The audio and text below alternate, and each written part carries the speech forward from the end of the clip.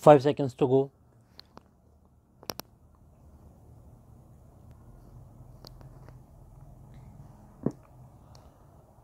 Start. No such sale could have been won in the course of import because the sale did not occasion the import. None of those was export because the goods were not supposed to enter into the territory of another country in the form those were dispatched.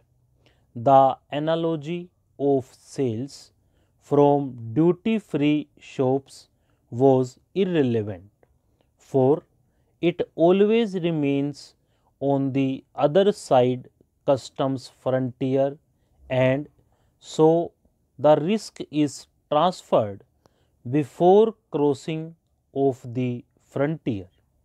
Thus, there was no gainsay that sales of goods to masters of ships were sales in the state and were taxable. The dealer was asked to pay tax on such sales and revise the return for the years yet to be assessed. The assessing authority was requested to revise, if necessary, assessments not impugned. The appellate and revisional authorities were requested to treat the tax payable on such sale as admitted one. Feeling aggrieved, the appellants resorted to revision before the tribunal, which came to be rejected following the decision of the tribunal passed on the same date in case of the companion appeal.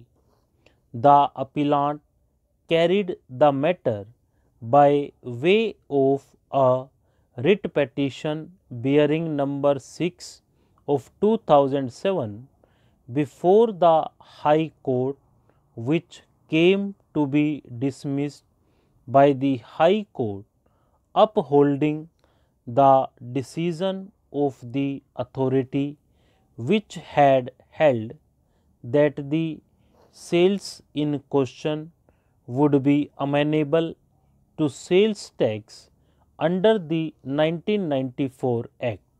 The thrust of the argument of the appellants in these appeals is that the process of import was not complete at the time of sale of the goods in question to the foreign going ship, and the transaction of sale was in the course of import, for which reason it was not amenable to sales tax, and in fact the state would have no authority to levy such tax.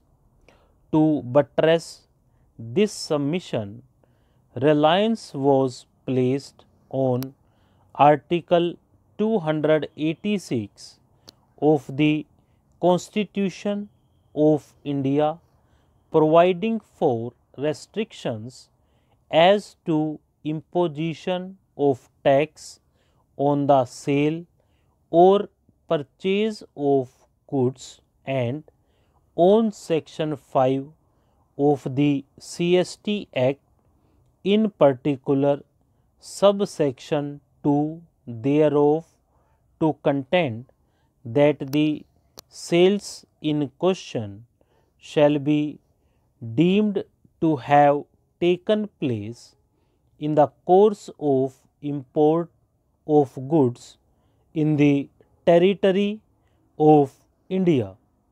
Reliance was placed on the Constitution Bench decision of this court in J. V. Gokal and Company Limited versus Assistant Collector of Sales Tax, relying on the definition of expression crossing the customs frontiers of India in section 2AB of the CST Act of Customs Area in section 211 and of Customs Station in section 213 of the Customs Act 1962, it was urged that crossing the customs frontiers means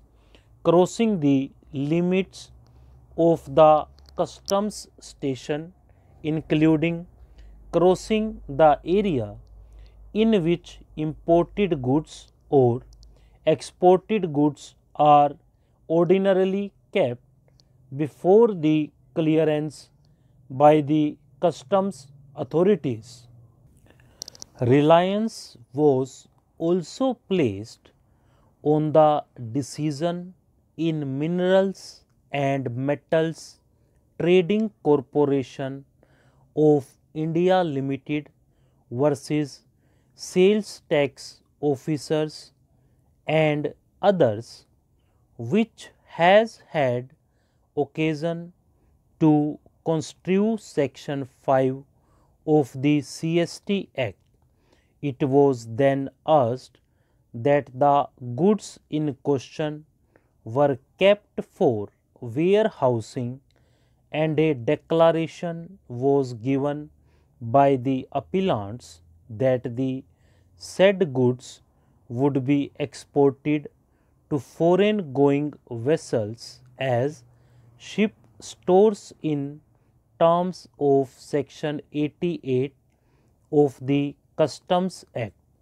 The appellants have adverted to section 69, 85 and 88 of the Customs Act to contend that the stated goods could be exported to a place outside India without payment of import duty, and until import duty was paid, the import thereof cannot be said to be complete.